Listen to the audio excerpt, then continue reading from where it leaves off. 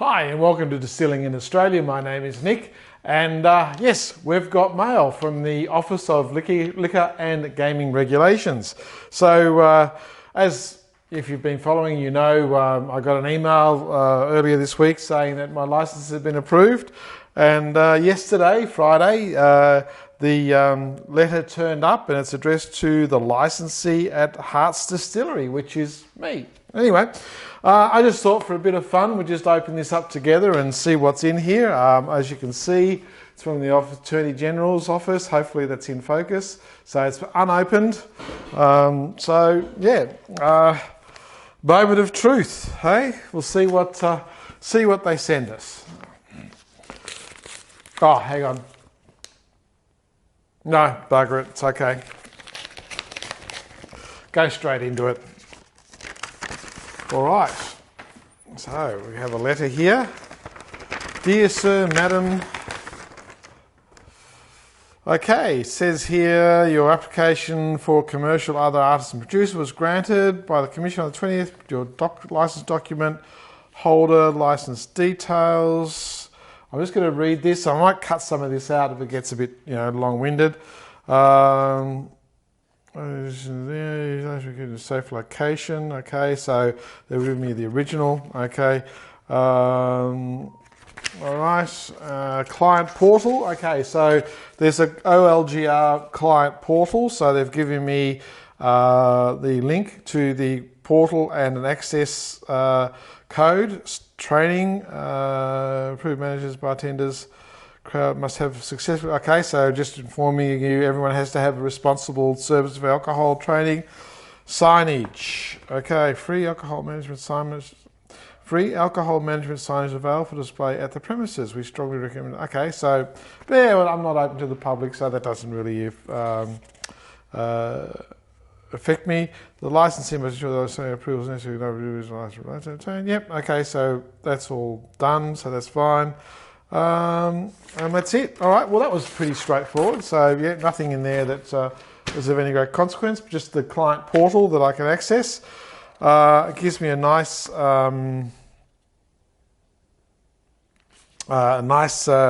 embossed paper license, which I have to display. I've got to frame it and put up on the display.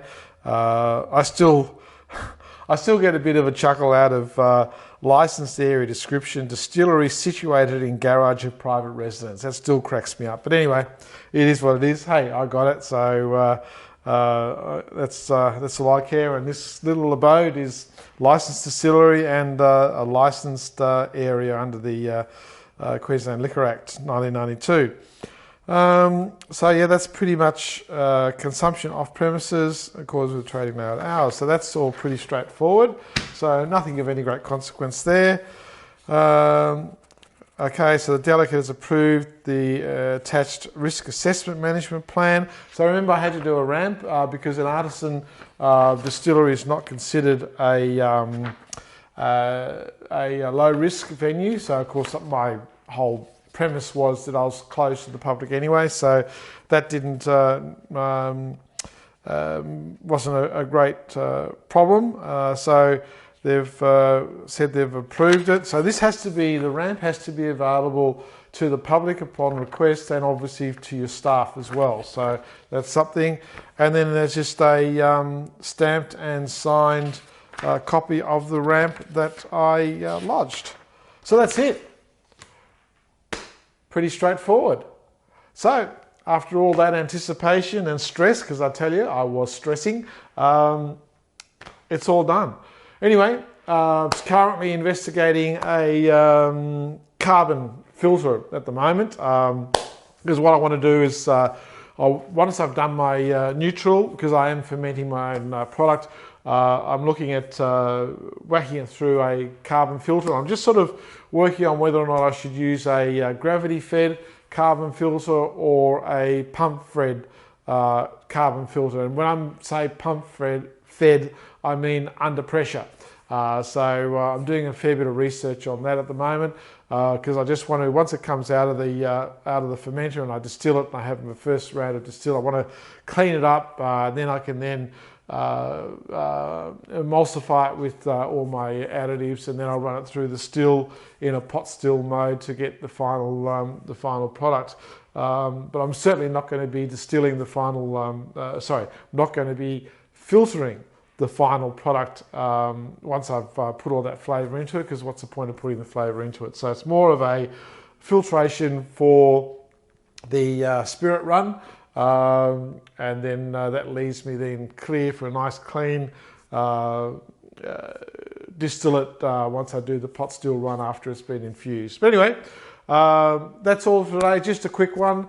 That's what's in the letter from the Office of Liquor and Gaming Regulations. So nothing untoward. It's all pretty much as we expected. So thanks for watching. Next video, I think what I'm going to do is sort of just a bit of a detailed summary of what I decided when it comes to the carbon filter. I know Chris has suggested that it's expensive and not really worthwhile, and I take that on board. He also recommended that maybe I look at chill filtering as well, and I'm taking that on board as well. So I'm going to have a look at a few different aspects and see where we go from there. But as always, stay safe, and ciao for now. I'll see you in the next video. Distilling alcohol is illegal in Australia unless you hold the appropriate licenses and permits. I am not a lawyer, and the contents of this video are not intended to be legal advice. Do not rely on any information contained in this video, and seek your own legal professional advice before making any decisions. Be aware, the Australian Tax Office and the local law enforcement agencies will be taking interest in this channel due to its content. Please keep this in mind before posting any comments. Any comments posted are the opinion of the person posting and not of this channel. Let's get started.